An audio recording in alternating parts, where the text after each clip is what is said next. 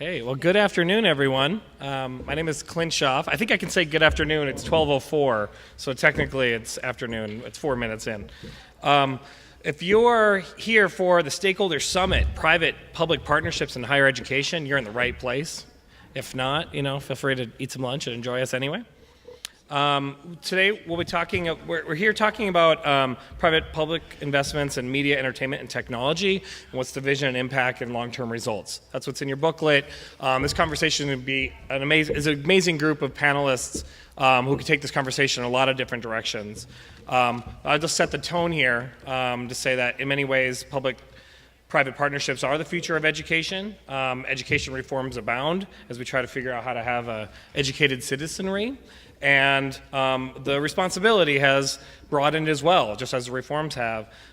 So a lot of us here are committed to a sensible approach where we can increase accountability for the progress and the process of our public education, and no longer have this zero-sum game of the public versus the private, and we're all working together here. I'll introduce myself really quickly. My name is Clint Schaff. I'm a marketer by trade. I run some agencies and have been doing that work for Golan and Edelman and Activision and wonderful brands. But more germane to today's topic, I'm an adjunct professor at USC Annenberg and have been for 8 years. I serve on a couple related boards for the University of Minnesota and Action Civics LA, and so on. But I know that part of my role as an educator is to get others to talk and not talk so much. So with a panel like this, it's easy to just introduce them and get out of the way. So we'll do that. So the way today's panel will work, we have until 1 p.m. And I'm going to start here with introducing everyone and then give them a chance to amplify that introduction by perhaps sharing how they got involved with public-private partnerships in education. And then we'll go on to some moderated questions from me, and then we'll save some time at the end for questions from the group. Cool. Well, one question I want to get started. How many people are here, maybe by show of hands, are educators? Cool. And then how many people are part of, private sector employers that work with educators or want to? Okay, cool. Anyone not represented by those two hand calls? Okay, what brings you here? Okay, cool. Okay, fantastic. Well, we got a great diverse group, pretty evenly split, so as is our panel. So I think that'll be really great for discussion.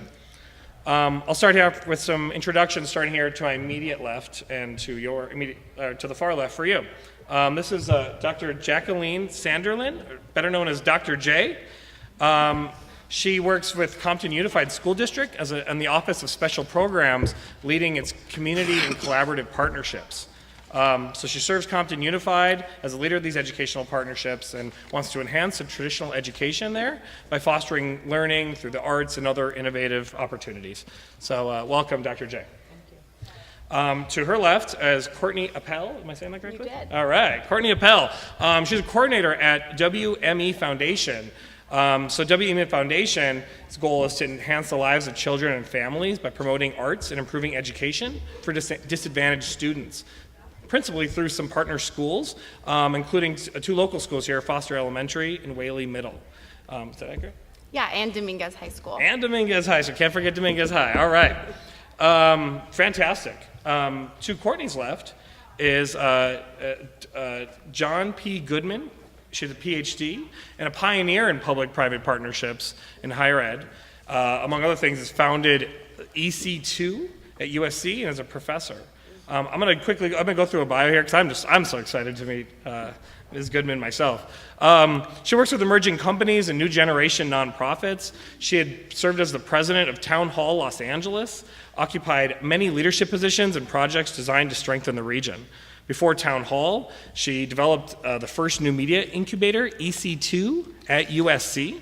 Before EC2, she was the director of the entrepreneur program at USC and a professor in a top 3 nationally ranked program.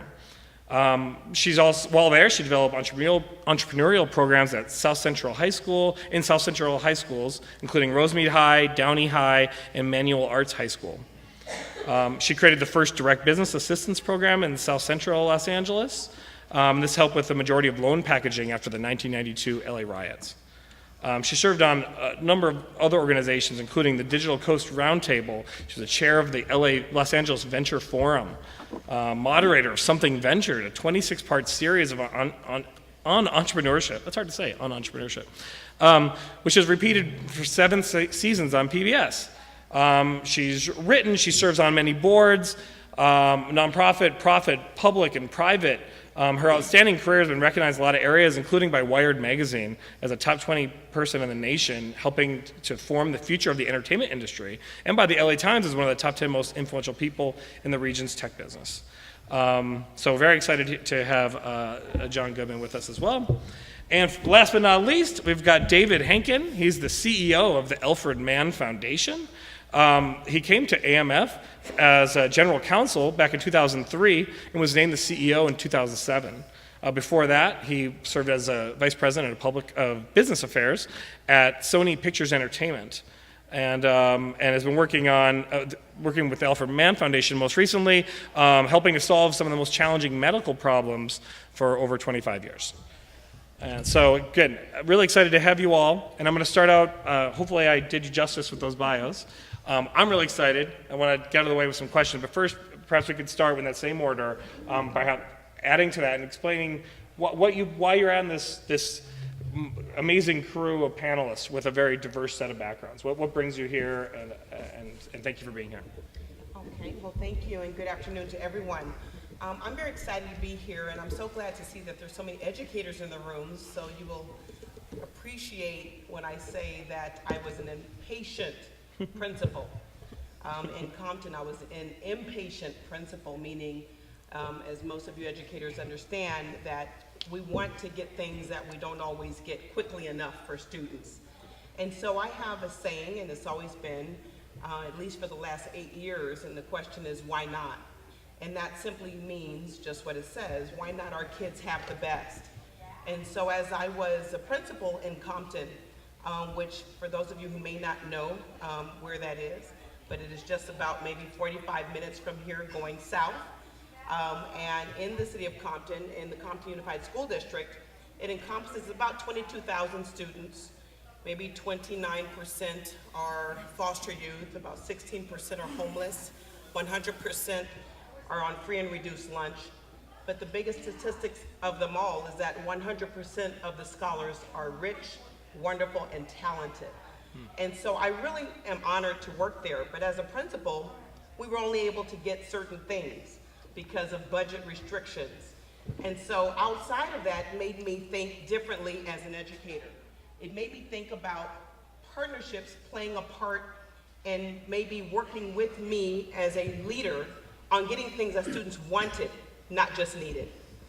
And so when that happened, I also met some celebrities at the time, and one of the celebrities was Cheryl Hines from the show Curb Your Enthusiasm, and her and I together, she became a reader at the school, and next thing you know, we started dreaming. And for those of you who are educators, you know dreaming is not on the top list. You're usually trying to figure out what to fix next. But that dreaming turned into reality, and so we ended up creating a television show, a reality show called School Pride. If you ever saw that, NBC bought it. We went around the country remodeling 8 schools because we remodeled the school I was at. I had an idea that why not our school be beautiful? I am a firm believer that environment is everything, and that our scholars, and that's what we call them in Compton. We don't call them students, we don't call them kids or kiddos, we call them scholars, because we believe if you speak into the life of young people, they will rise to that occasion. And so what we did was remodel that school. Then we remodeled the next school. And then we went to Detroit and Philadelphia, and we went all over to just Louisiana, small places in Detroit, a couple of schools in LA Unified, in fact, another school in Compton. And we remodeled those schools with the help of Extreme Home Makeover and some other individuals that said, we really want to partner with that. And then came WME, of which you'll hear next. The beautiful lady sitting next to me. I did not know that their foundation was interested in partnering with the district. And they were looking for a principal that I found out later, who had a vision about a school being different. Not one that they could come in and remodel and leave, but one that they can come in and connect with the leader and develop vision. And that's what happened.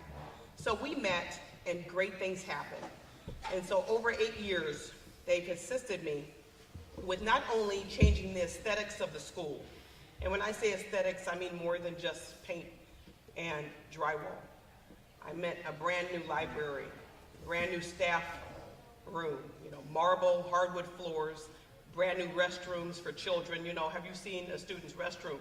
If you have, then you understand and can appreciate having beautiful new restrooms for students that you would see at Home Depot. And so it's just been a wonderful, wonderful partnership, and that's exactly what we call it. It's a change of mindset. And so what it did was change my mindset, as I don't have to look for budgets to do things. But we found that over the last 8 years, we've had about 67 partners that have come in and helped me to redo things at the school. So this happened not just aesthetically, but also programmatically. So we were able to bring in programs like music, arts, every day for every student, Glee Club, photography. I mean, just the list goes on that they would be involved in that would be enrichment. And not only enrichment, but an opportunity for young people to have a career path to a new working place, a new career. And so this has changed the paradigm of schooling for me. And so now what I do currently is I work at the school district where I help other principals dream. And I help them to take those dreams and be able to communicate and articulate this to partners, to come together to say, what do we both want? And great and magical things happen. And so it's about rebranding schools, helping schools envision themselves, and then also understanding that partnerships is not sponsors. Partnerships is not a handout. Partnerships are not what we call fundraising PTA events. That's not what we're talking about here. We're talking about real partnerships, getting at the heart of what a school wants to do and actually making it happen. Great. Thank you, Dr. J. And Courtney, you guys are working together closely. How did you get involved with public-private partnerships? Yeah, absolutely. So it was about 8 years ago that there was 2 different talent agencies. It was Endeavor and William Morris, and they merged together, which then became WME. At that time, the company wasn't really doing anything outside of supporting clients and buying tables, the typical thing to kind of give back, and they really wanted to take it a step further, which led us to focus more on education, and given the nature of our business, turned into the arts. And like Jackie said, it was focusing and finding a school that was really in need, not someone who just needed new theater costumes, which are very important, but just to go a little bit deeper than that and really become a true partner. And with that, we met Jackie, and she just knew exactly what she wanted to do. It was in line with the vision that we wanted to really go in and fully work with a school and a district to bring what the students need, especially with the arts, having them be cut and not have the funding for them. So that began the partnership with Foster Elementary School, which is our first school. With that, like we said, we went in and did everything from beautification to employee engagement. We have a large service day called Walk the Walk, which is wherever we have cities, which eventually grew, cities with school partners. We work with those schools. But on top of that, we also grant for different arts-based programs to go in and work in school and after school, providing theater, dance, African drumming that also works as counseling, given how much of the counseling budget has been cut. Finding these kind of programs that cross over and provide more than just an arts-based service, but to help the student as a whole. So that's how we really got involved there. We started a mentorship program as well, which brought the students to our office from Compton to Beverly Hills once a month to work with the agents. And with that, the students started to really develop these relationships, and they started to graduate. We saw these students leaving the elementary school because, as all children do, they grow. And so we moved into the feeder middle school, and then eventually moved into the feeder high school. And now our plan is to see how a student can learn and how they grow from kindergarten to high school graduation, when you provide these services, and services that a charter school would provide as well. And there's no reason for these schools not to have those services. And it's become a full company support. It's just as important as any other client. We look at them as a client, and we're servicing them. We provide any resources we have. We really do pull to the schools that we work with. So we now have our 3 schools in Compton. We have 1 school in Brooklyn, New York, 1 school in Nashville, and work with 1 in London as well. So that's kind of how we get involved, and like I said, just as important as any of our other clients. Great. Well, that's interesting because they have major clients.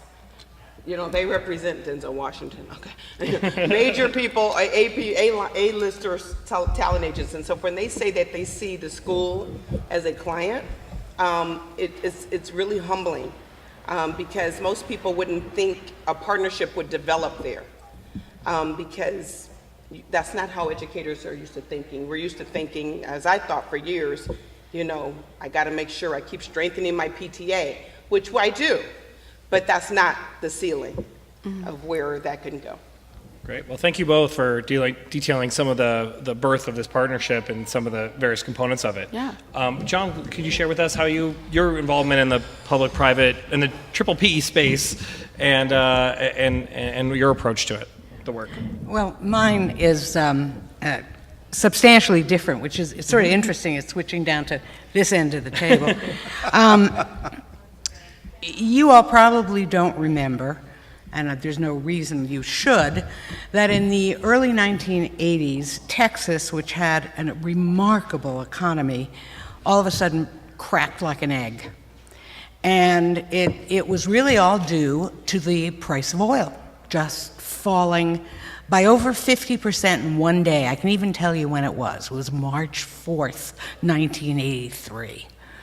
And I was a state employee at the time. I was a professor. And I was asked by the governor, with 2 other people, to see where we could do economic development. And our easiest route was the extraordinary technologies that were being developed at Texas state universities.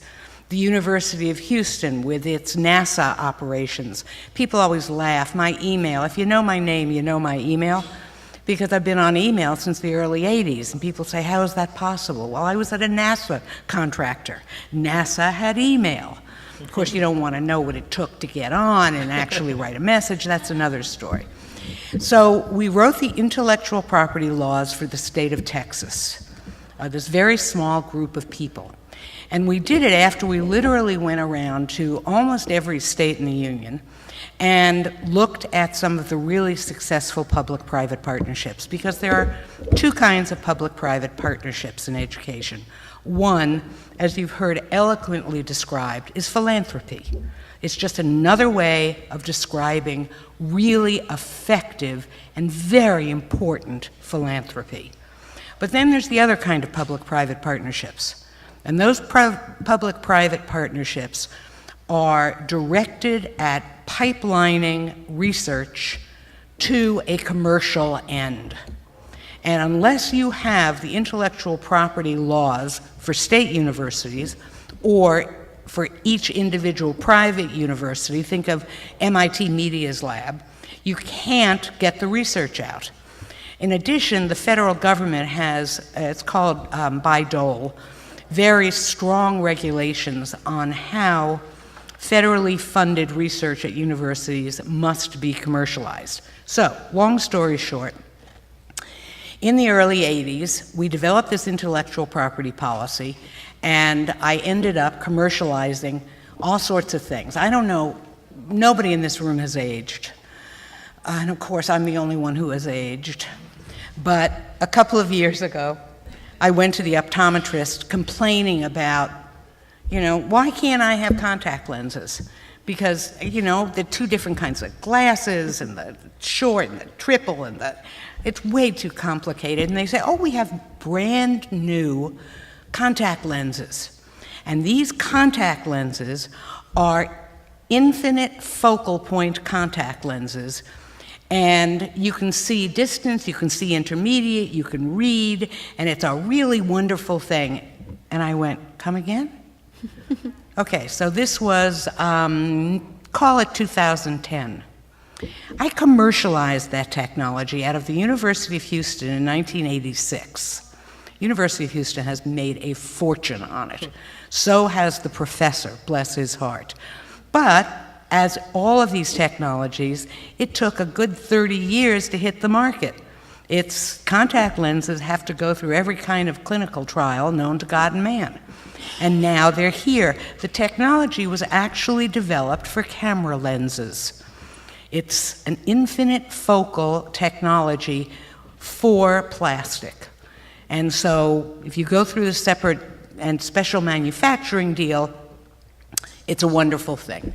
So I come to Los Angeles, and I've done all this technology transfer work, and I come to the University of Southern California and have the opportunity, after a while, to work with the University of Southern California on technology commercialization.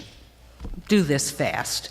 And get to meet, about 20 some odd years ago, my colleague to the left, who was the founding president of the Digital Coast Roundtable.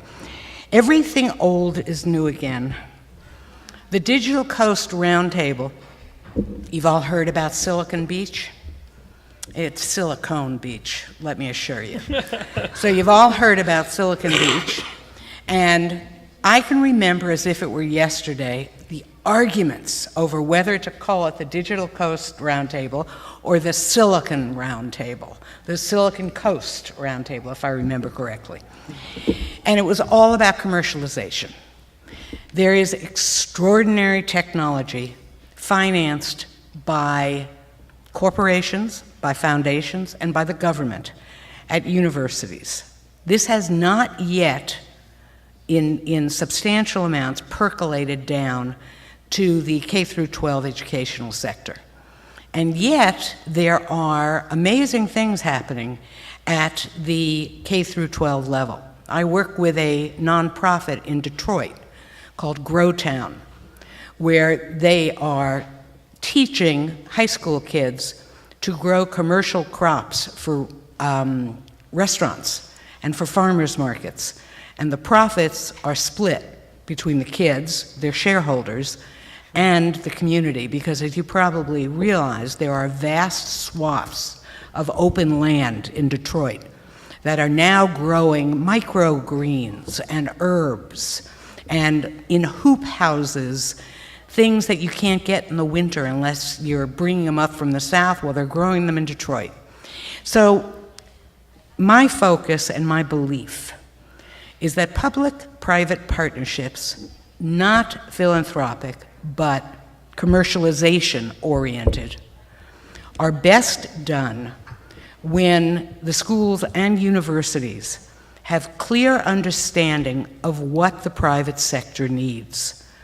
The biggest obstacles to successful public-private partnerships, in my experience, and let me assure you that experience is considerable, is the lack of understanding and common language between the private sector and the educational sector, and the lack of understanding of what each other's regulatory environments are.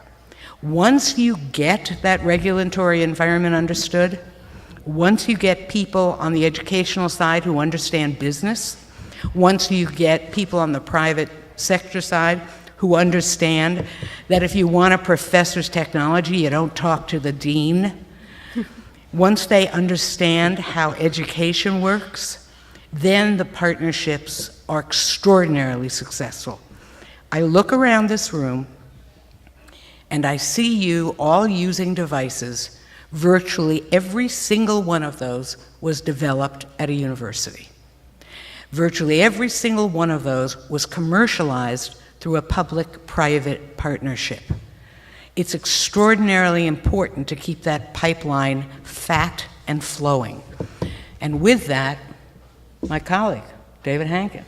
All right, David, take it away. You know, I've been pondering how to respond to this question since it was asked, because I'm not quite sure. Look, I've probably done countless numbers of transactions between, well, in the public-private partnership sector and in that area.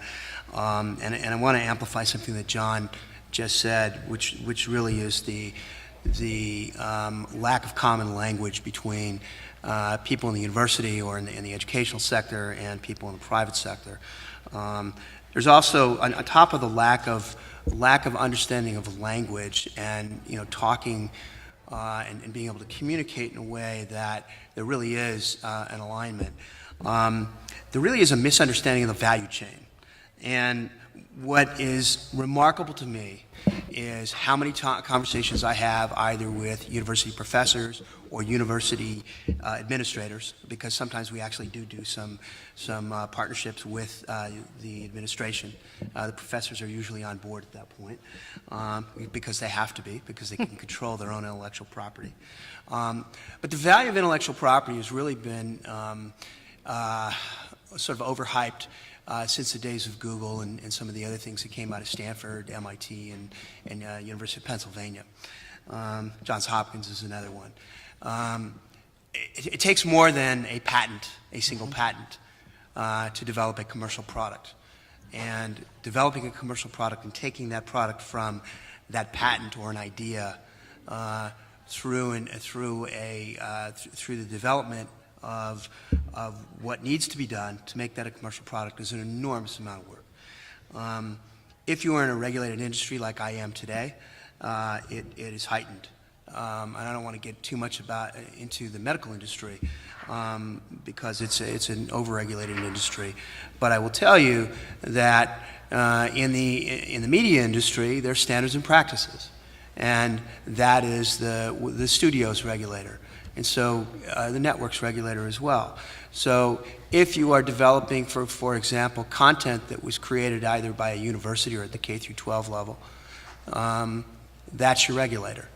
And the misunderstanding between the K through 12 and or university representative of a piece of technology or a piece of content and their various regulators is astounding. So that, to me, is probably the most important issue that is involved in creating those partnerships. The other thing is intellectual property. And I will tell you, I've done more intellectual property deals than I care to remember. The vast majority of universities, and frankly, if it bleeds down into the K through 12 area, these universities and educators do not understand how to perfect intellectual property and how to make sure that the intellectual property is bulletproof so that when you try to commercialize something, you're not going to run into problems down the road. And with that, I'll leave it to the moderator. Great. Awesome. So we've covered off on, what we all probably came, if you came here, it's because you're interested in public-private partnerships. So there's a lot of upside. We can change the mindset of students, lead to new types of success. We can drive economic development. We can create new solutions that help people's health and ability to communicate and build and collaborate. It's amazing. I want everyone to be able to leave with some, so let's talk about some of the potential pitfalls, perhaps. We can start with you, David, if you don't mind. What are some of the potential pitfalls? We talked about a few here, the lack of understanding and of common language and regulatory conditions. What are some potential pitfalls in forming these partnerships between educators, students, and the industry, and perhaps more importantly, how can we avoid those? How can we set up for success? Sure. I mean, I think the key is to align expectations on the front end, and by doing so, you've got to discuss all the issues I just discussed it, and John discussed it as well. The expectations have to be in alignment. There needs to be an understanding. Not every patent, for example, is going to turn into Google. It's just not going to happen. Cisco also came out of Stanford. That was another. And Sun. Sun Microsystems, exactly right. There's a number of great companies that have come out of MIT, Caltech, and so on. And what you find is that again, there's an expectation by the university that they're going to toss into the partnership, if you will, either technology or content or whatever, and automatically they're going to create $1 billion worth of market cap. And it's just simply not reality. The reality is that in order to create value, there is a ton of work that has to go on beyond that initial formation of a partnership. The other thing that needs to be understood at the very, very front end is, what does the educational institution get out of it? Are we educating students? Are we hiring students as employees down the road? So we're creating a workforce. And is that workforce something that will be able to meet the expectations of the employer when that workforce comes out of the university? So there's a number of those kinds of issues that if you can't resolve on the front end, you're destined to fail. Any other outstanding examples of ways to avoid pitfalls within the partnerships? Well, I think there's one other thing, because I can hear the focus being on IP. It's not always that way. Sometimes educational institutions have enormous value to the private sector, but the educational institutions don't know that. I'll give you an example. There's a rather well-known case of an unnamed independent or unnamed school district that bought a not yet completed piece of very expensive software from a huge publishing company. Never heard of it. Right, never heard of it. We don't know who I'm talking about. And the amazing thing to me was the educators didn't understand they could have gotten an enormous amount of money by being the beta site. There's an enormous amount of testing that goes on. That testing is worth money. What companies pay for QA and QC is worth money. And the students can be excellent testers. My son's a software developer, and he pays a lot of money when they're ready to do a new release and you need something debugged. So instead of paying a few $100 million for a piece of not yet completed curriculum or educational software, you get it free with a license in perpetuity, one way to do it, to be the beta site, to do all the testing and the QA work, or you get paid a fee, or you negotiate for a piece of the royalty. Provided you get the updates. Right, provided you get the updates. Very important. The key issue here is particularly the role of educators is to understand what David said is key, the value chain. You have to know, I'm an economist. I mean, I even bore myself on that subject. But the one thing you get from a PhD in economics, if you're getting a real one, is you learn cui bono. Who's benefiting? In every transaction, you have to completely understand cui bono. Once you do, you put a dollar sign on it, and you start negotiating. Great. And then for Dr. J and Courtney, anything at the K through 12 level that you do differently in terms of avoiding pitfalls? I mean, I think a lot of it is very similar in the general sense that you want to make sure that each side understands what the benefits are, and you want to make sure that each party is getting what they need out of that partnership, because otherwise it's not going to move forward. You could just have that initial conversation and say, oh, you know, we're coming in, well, we want to partner together, but there needs to be that investment and that understanding of what you're going to get out of it at the end of the day. Otherwise, there's no value, and you're just there, and it's just a name to something. So I think really laying it all out there, and also making it clear that, you know, this is a partnership. We're not just that the private side is not just going to come in and be able to fund fully everything, but like we want this to be part of the community. We want this to be part of the district. There needs to be buy-in from the teachers in that support, because otherwise it's not going to sustain, and that's also what you need. Not to say that you're going to come in and leave right away or ever, but you need to have people supportive and backing that. Excellent. I would absolutely agree with that. I think that another pitfall for schools and educators, because we are always in need. All schools everywhere, public schools I'll speak to, are always in need. So one of the pitfalls that we make when going into a partnership is looking for money. That is the biggest turnoff to a partner. And I heard the word philanthropy, and I don't even see it as that. I see it as partnership relationships. Relationships are so key. I have had relationships with certain individuals who just happen to have a business, who happen to be presidents of businesses and corporations, but it started off as a relationship, if that makes sense to you.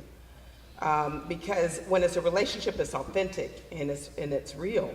It's not like I'm looking for something, because I made a mistake when I first started out on this journey, was asking a business for money. And I remember I got it, and that was all I got. And they left. And then we spent it. And we looked around and there was no relationship. And so I learned, and I teach at Pepperdine as well to superintendents and educators, also principals, administrators who are also interested in thinking differently, is that I always say never ask for money, because you might just get it. Always seek a relationship, and that relationship begins to birth other things. Like, for example, another pitfall too is not having a clear vision. Partnerships and relationships love to hook on to something that is bigger than them, both of you. When you are excited to dream about something that is beyond your scope, it excites individuals who like to make dreams happen. But most of us don't usually think in that realm. We're thinking about what we're only able to do and what we have the power to do. But when I started dreaming, and I really mean it, and it's not just me, I think it's important. Another pitfall is not being able to engage the capacity of people who work with you. That dream starts to attract people. People start getting excited about and passionate about what you're passionate about. And then the teachers and the parents and the students start. Now that's another group. We don't engage students. You know, most educators are talking only with educators and adults. And then the kids are saying, we don't like that. So when I started including and engaging the student body, the students started saying, we want to have a new playground. We would like to have, and in fact, I utilized them to help pick out their own restroom tiles. And you can imagine how that went. So, and then they started saying, we want to have photography, and we want to have this, and we want to have that. My boys came up with a program called Gentlemen Scholars. And they said, we want to wear a tie every Tuesday. And so, okay, you want to wear a tie. And one little boy ended up wearing a hat, a cane, and everything. Well, anyway, it turned into a whole other thing. And then they said, we want to go eat at a wonderful restaurant. And then that's when we started going to Laurie's Prime Rib in Beverly Hills. And then they closed down their whole restaurant just so that our boys in General Scholars Program could come learn to eat. And not only eat well, but also learn manners. And learn to sit up straight and go to the restroom and say, Dr. Sanderlin, can I leave a tip? All I have is a quarter, but yes, leave a tip. Because they're learning about life. And that changes things. So it's more than a philanthropic opportunity. It is an opportunity to change lives, if you can understand what I'm saying. And I think that it's so important that the leader have a moral obligation, almost a will that they have to do this by any means necessary. And I think with that mindset, people come. Businesses say, I'd like to work with you. And this is great because guess what? As educators, we're not the experts on everything. So that's the very reason why I think it's so important for schools to reach out to individuals like LA Commission of Arts. And we're doing that in our district right now, bringing arts into the school. Well, are we all artists? No. But we found that there were some artists that were there lying dormant saying, I've been teaching for 16 years. And now that gentleman is now teaching art because now we brought that light to him. And then we brought in all of these different businesses. So as of today, Compton has about 167 business partners who are friends, who are relationships, involved in relationships deeply, where they are excited, like Ellen DeGeneres. She called us and found out what we were doing and realized that, we were able to put a golf course. I did that with the help of WME. We put a wonderful putting green on the campus so we can have alternative sports for kids. I mean, all of them don't want to do basketball. All of them don't want to do soccer.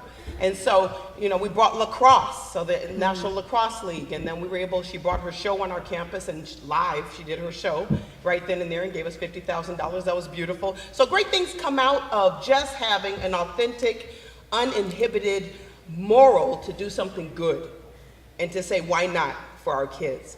So that's very different than saying, we need money. And then sometimes you get it and you don't know what to do with it. So we know throwing money at schools is not the answer. Having a vision and empowering people around you is the answer. Fantastic. So for my next question, I'll ask a little bit, let's continue the discussion about outcomes. So we talked on one side, we're talking about how some of the outcomes are developed, taking ideas and bringing them to market, talking about R&D.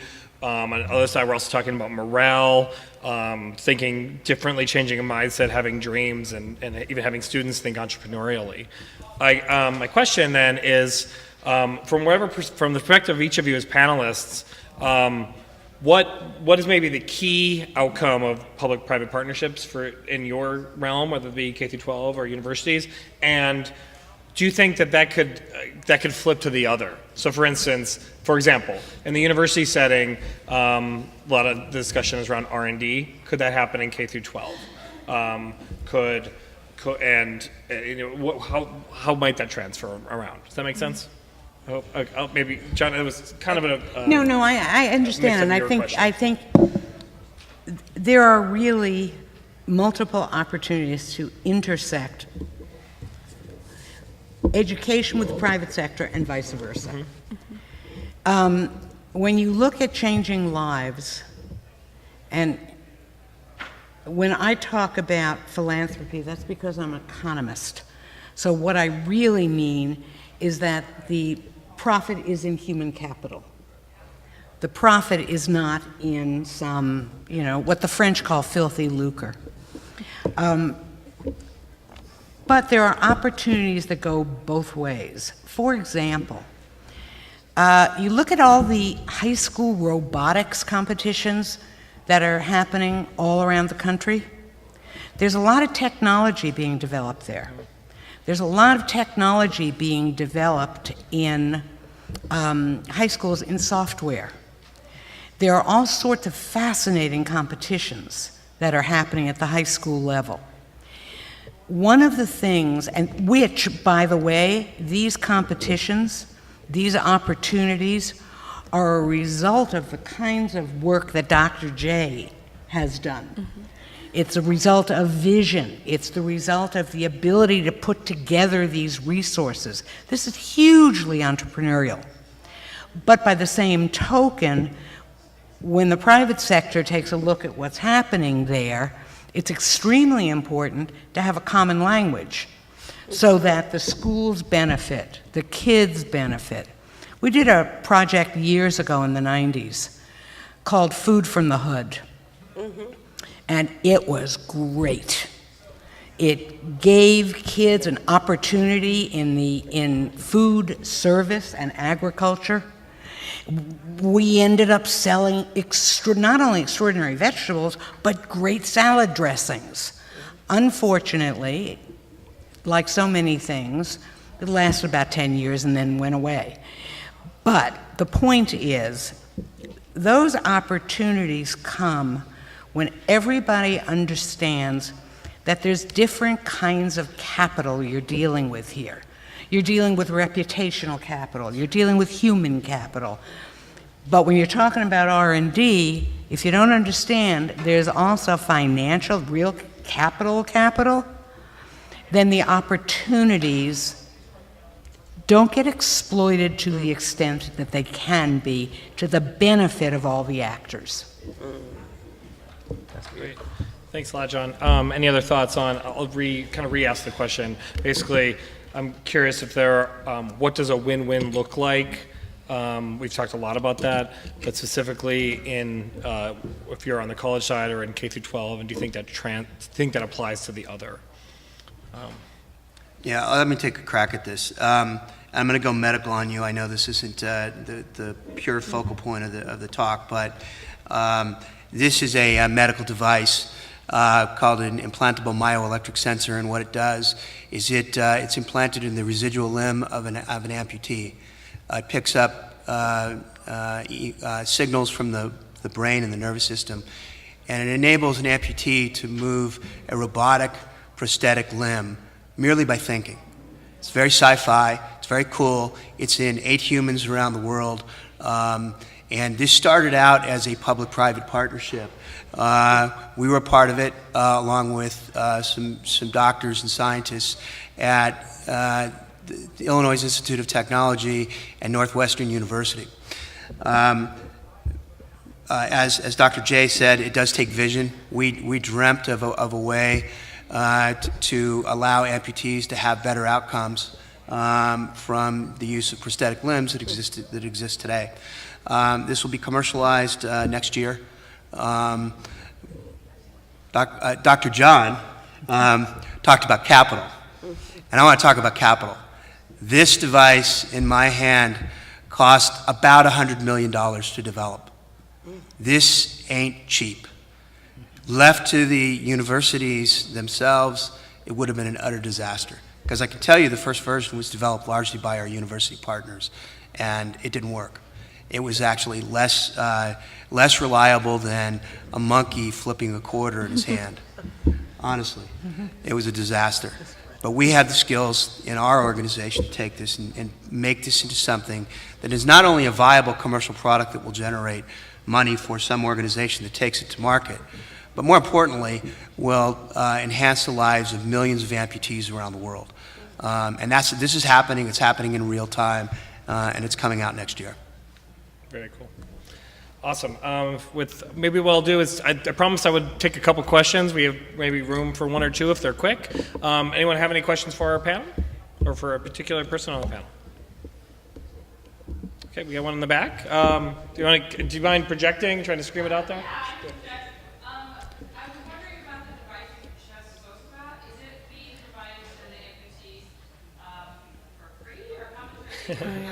All right. Commercialize it. For the people who have already received the devices were provided for free. They're subject to, it's an experimental device. It's under experimental operation in the United States under FDA control. It was actually members of the military who received them first. There'll be additional members of the military who receive them later this year and early next year. For the other 4 patients are in Europe, and as a result, they also receive them for free. In the future, they will be provided to them under what's called insurance reimbursement, which means that their insurance or Medicare will pay for them. So the answer in long, someone is paying for them, it's just not the patient. Great. Great, thanks for your question. Any questions about public-private partnerships as it relates to education? Yes, the woman there in the jacket.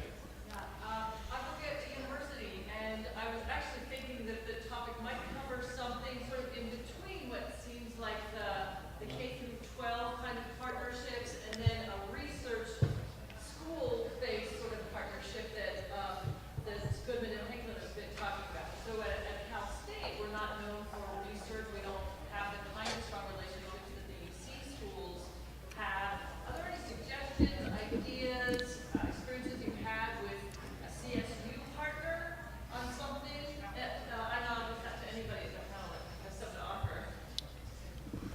I'll just share one. I mean, it's pretty commonplace in university, I think, but at a university with which I'm affiliated, students do get foundational money to create a work product that it serves as a master's thesis, and at times that project has also been financially supported by private companies, so they do it, they're doing a client project basically. So, and I happen to work in marketing communications, so students are actually building their portfolios, working on real projects for clients, getting paid.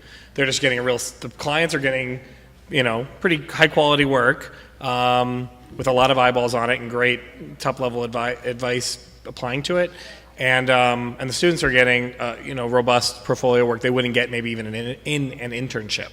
So I think that kind of in the classroom, done by entrepreneurial instructors, I think is a really cool development that could apply to any educational institution. A specific answer to your question, CSU does a bunch of stuff, and the way to track down what they're doing will be through, and by the way, this may not be the exact title, because they change them about every 3 hours. The Office of Sponsored Research. Sponsored research or the Office of Grants and Contracts. They're going to have a name like that. And those are the compliance officers who are responsible for managing the money that the university gets under the OMB circulars. I'm not going to get more technical than that. But CSU will have a central office of this. Make an appointment, pick their brains, and you'll find out everything they're doing.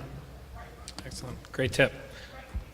Great. I think this gentleman here, and then I think I saw another hand. Yes, sir. So thanks for your question, I think, is, and let me round it up for anyone who couldn't hear John's question. He represents a group of content creators who have some facilities, and he wants to work with one or more of the panelists. I'm going to broaden the question, if you don't mind, John, to say, for private individuals or organizations that want to seek partnerships with public education institutions, what's the best way to go about that? And he's 50. Yeah. Yeah, that doesn't look it. So first of all, you're glad I'm here. I'm glad you're here.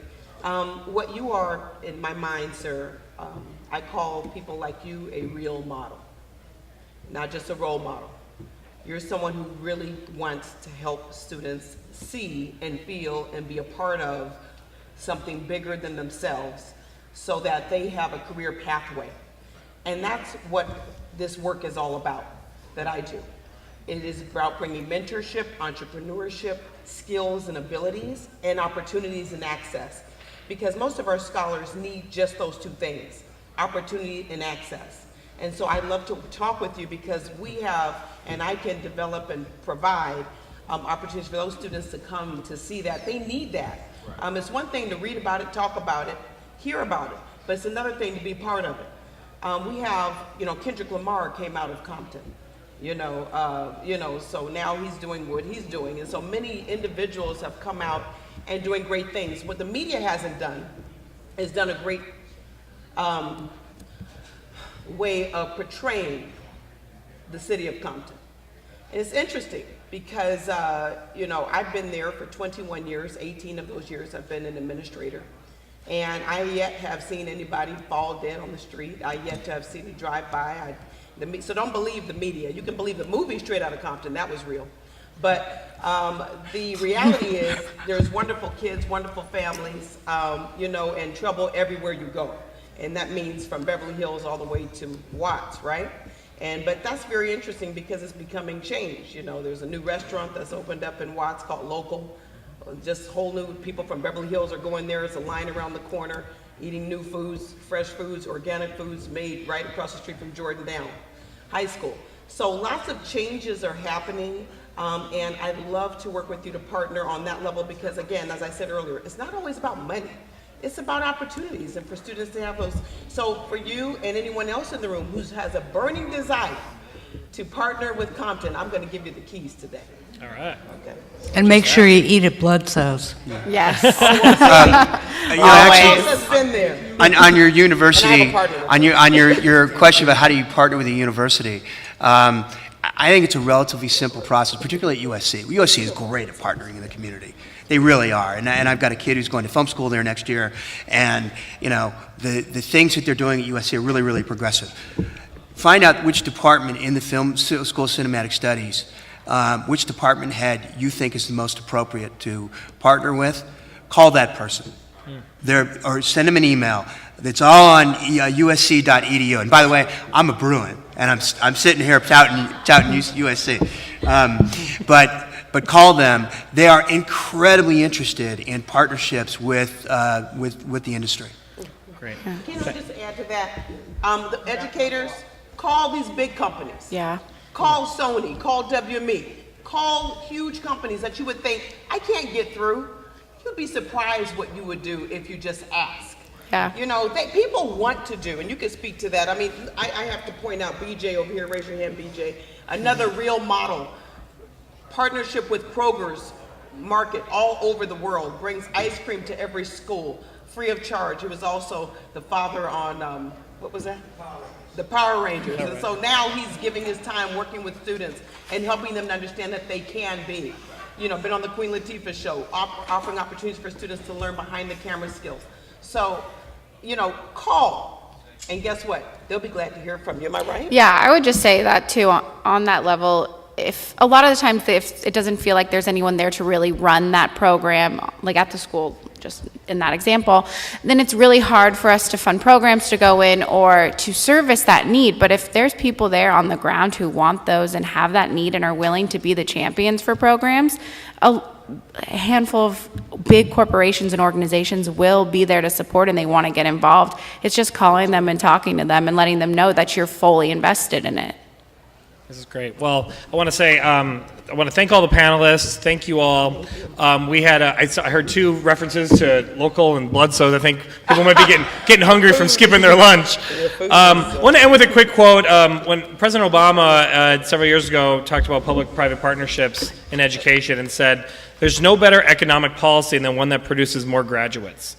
That's why reforming education is the responsibility of every American, every parent, every teacher, every business leader, every public official, and every student. So I want to thank all of you by even being here. Obviously, you're invested in this space, and we know it's all of our responsibilities together.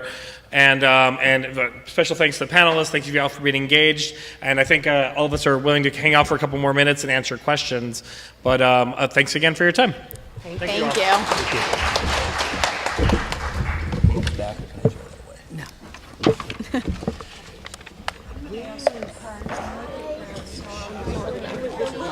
Hi. Hi. Hi, nice to meet you. Sure. Oh, great. Oh, Okay. Yeah, feel free. Oh, amazing. I'll take the honor. Yeah, absolutely.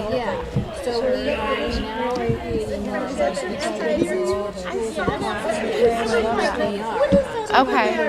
And so that's why I thought Yeah. There isn't one right now at any of the schools. We at WME have kind of have a VR room, and it's something we've been developing, and we've taken some of our kids in there when they've come for the mentorship program, and they go crazy for it. So it's definitely something. But this is defined learning is K through 12. Yeah. Yes. Wonderful. Okay. No. Sure. Bring it in. We're now sort You of are being so proactive. Okay, great. creating, more branded content, like space. 3 to 5 p.m. Okay. It is during the week. It's a Wednesday. Really key. This could be Sure. Okay. Yeah, definitely something to look into. Oh, great. Thank you. Yeah, I'll share it with My entire Jackie. motto in life Yeah. is capital, capital, capital. Thank you so much. No, Here you go. Yeah, of course. Hi. Yeah, absolutely. No, you're absolutely Yeah, right. of course. Mark, how are you, man? Good to see you. I thought I recognized you out there. I was going, God, that guy looks familiar. So, do you know what I'm up to? No. Real quick. What are you doing? I don't know if there's a connection here. Oh, great. Basically, the idea is called Guardians right now. Peer-to-peer alert system. Yeah. So all of us protecting each other. Right, sure. Okay. Start off. And you still got the little Oh, great. Basically, ask your friends, family, neighbors, give them guarding you. When you're in trouble, you get an alert. I'm in Beverly Hills. It's like an amber. It's like an Yeah, there you amber go. alert. Right. Okay. Yeah, would love to hear more. How are you funding? Yeah. How are you funding? Good. Let them know. Okay. I know communication is the big obstacle. Of course. Okay. Cool. Yeah, sounds good. Yeah. Hi. You know what'd be interesting? Yeah. You know, here I have a Oh, great okay. idea. I have a great idea. All right. Oh, Now we okay, can talk. great. All right. Let's have lunch. Seriously. Great. I'll give you my card. Yeah. No, I have. No. I have an absolutely. Did I give you?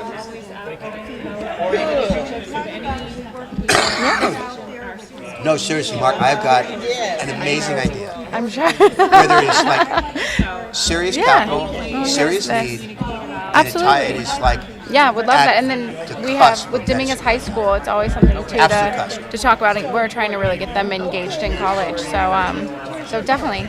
Thank you. Nice to meet you. Oh, of course. Thank you. Good, how are you? Oh, thank you. Hi. Nice to meet you. Here's my card too. It's like seems so strange like being up on a table, but it's nice to meet you both. I mean, like it's making me like a little hot, but I'm like, oh, okay. Well, thank you. Yes, likewise. I'll talk to you guys soon. Hi. I wasn't. No. Nice to meet you. Okay. Yeah, here you go. No, I completely understand. Oh, okay, great. Okay. Yeah. Were you with Renee? Okay. Yeah.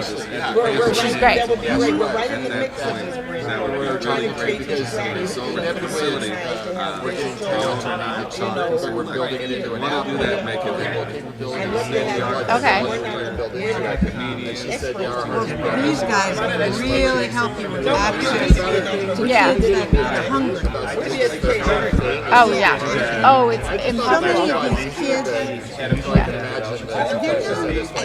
money's nice, money's important, but they're hungry for their Yeah. voice. It's WME Foundation. So it was like Last Fogel Foundation. It was the Endeavor. It was a million different things, but we've shorted. We're seeing now we have IMG as well. So we'll see if it turns into the I was in the WME airport. Foundation or if it'll just be WME No, I'm Foundation. kidding. But for the most No, part, she's Texas, we're I'm just not. WME. Yeah. Oh, did you? I've been there. That walk of shame. Yeah. The river walk. A lot of stuff at a lot. But I ran the statewide small business Oh, okay, great. Oh, no, Oh, they're amazing. going to I'll look out for it. Yeah. USC, not UCLA. USC is a place to But go. it's so funny, she said Kroger's. And they love doing stuff for the lawn. I know you. Look, as I said, I went to UCLA. I am so impressed with USC. It is awesome. Georgia, and we can do it. They give you as much ice cream as I want. We really work on STEAM. I think my kids Oh, yeah. UCLA, So we do. We work with different organizations. We have a.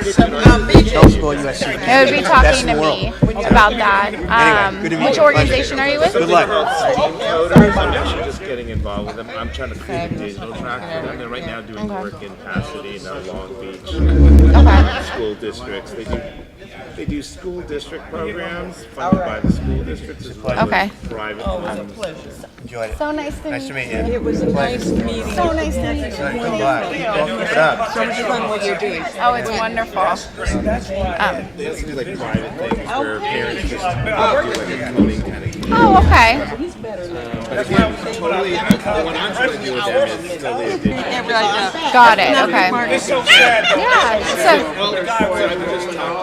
Yeah. And here's my card. It's very interesting, not about him. So are you a conversation? Possibly, it would be talking to me, and then once I kind of take a look and see if it's something that the foundation could support, we have just kind of our qualifications for that, and then if it's something to bring an agency or an agent in, a department in, and see if it's something that they could support. Maybe it's talking to our digital platform. He does. Yes. Oh yeah. So it could be talking to Chris and seeing if that's something. But it would just be kind of that conversation. Okay, let's start with you. Yeah, send it over to me, and then I can definitely talk to Chris. Okay, great. Yeah, thank you. Yeah, nice to meet you.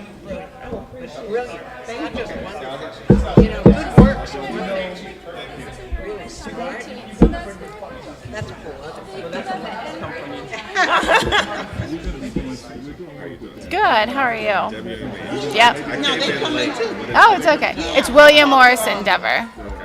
Oh, do you need this? Yeah, the curator, what's her name? She's over education, and I have her, I can't remember, yes. I'm gonna set them up to come.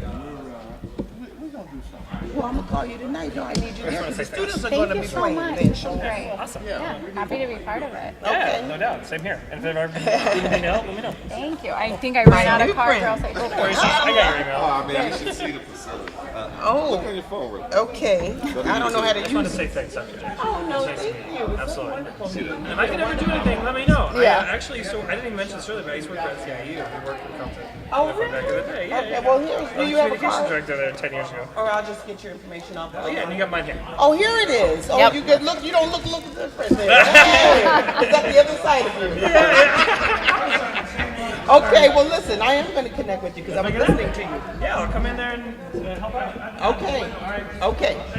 Yeah. Now, you help me. Just go to YouTube. You don't know how to Okay, get to let YouTube. me see. Hold on. There There it we go. This is all new. Now, my son was on it last night looking at some girls. Take so- you to- Oh, Okay. Phoebe! I know! She's going to come to the arts day and bring all the puppets. Oh, great. Isn't that great? Yeah. Are you okay?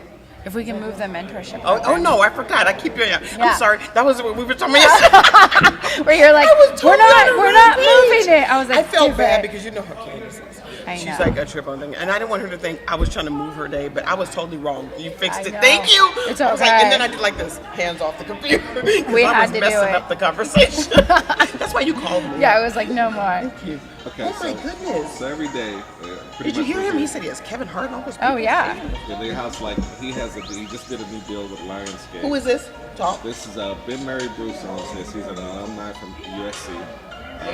When the market opened back home in Nigeria, he went back and bought TV stations, radio stations, and cinemas. So he owns about 120 screens back in Nigeria. Where is this? This is Canoga Park. Is this where you're talking about? This is where I'm at. This is. 3-4 times a week I'm Sorry. here. And you guys, by the way, just so you guys know, we can hear you guys talking back there when we were whispering. Major. That's all right. I was telling you about this mic wasn't working correctly. Oh, it wasn't? No, you project really good. Oh, that's how do I speak Yes. loud. So with YouTube stars, scripted stuff, things with Kevin, things with a lot of technology companies. We got about 4 companies that are housed in here with content every day. But in it, What kind of content? stuff for YouTube, how-to stuff, cooking show stuff. Really? A whole shebang. So I mean, in it, it's like on the And these weekend- are people who are YouTubers? No, some of them. Oh. Some of them are, but Kevin Hart and those guys are. Yeah, no, he's But now celebrity. he has 20 Oh yeah, look at his kitchen. So did they do this to put on? All right, they have their networks because he has Yeah. his networks overseas. So I- initially he was creating content It's that a he beer was going to place. put on their network overseas, but now I got a whole domestic vision of what he can do and some of the possibilities of creating some of the content that young people should see. Mm-hmm. This whole entrepreneurial thing where you hear about YouTube stars, Instagram stars. Yeah, and maybe what some does of it our mean? high school How do we, kids, maybe. because I mean, a lot of these kids utilize these things every day with Yeah. their social. So how do I make I money know, from it? exactly. Instead of it just being a hobby, here's a list of things that are going on for you to do some creative things to make some money from. Yeah. Okay, let's start with 8th, 9th graders, 7th graders. By the time they're seniors, they got a large enough subscriber base to be able to do partnerships with Yeah. companies, to be able to do ad revenue sharing with those. They just don't get there, don't have anything they could have had. They build in So their all portfolio. the things they're doing for fun with millions of views that YouTube are making money off. Because once you agree to put your content on their network, you're agreeing that they can make money off. Wow. But unless you do a partnership with them, Right. it doesn't matter. You don't make any of that money. They're gonna do pre-roll advertising in front, in the middle, at the end of your content that you're uploading for fun. Yeah. But you could have easily negotiated a partnership with them. 70-30, 80-20, 90-10. Okay, so now that I got this family, and then the whole dynamics change when at the end of the month, they can look into their back-end system and see $150. Then watch that grow. Okay, I've been doing this for 2 years, and now I'm making $1,500, $3,000. Okay, I'm Who's- in 5th grade. You feel me? It's like, okay, so now whether they utilize that graduate from agree. school and now it's Yeah. a lot of times when we graduate we really don't have money for school. We get No, grants and we're stuff. broke.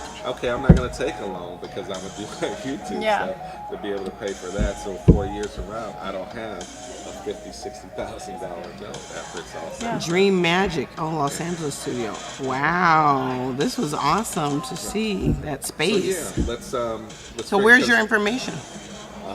I really came here to do press, Oh, so I gotta cover up. I've been doing a write up about what so how do we connect? you give me a call. Oh, okay. Just take my number. Okay. I'm gonna fill this out, send this to you right away. Okay. Because I want, let's figure. I mean, like Kendrick and those guys, TDE, they have partnerships.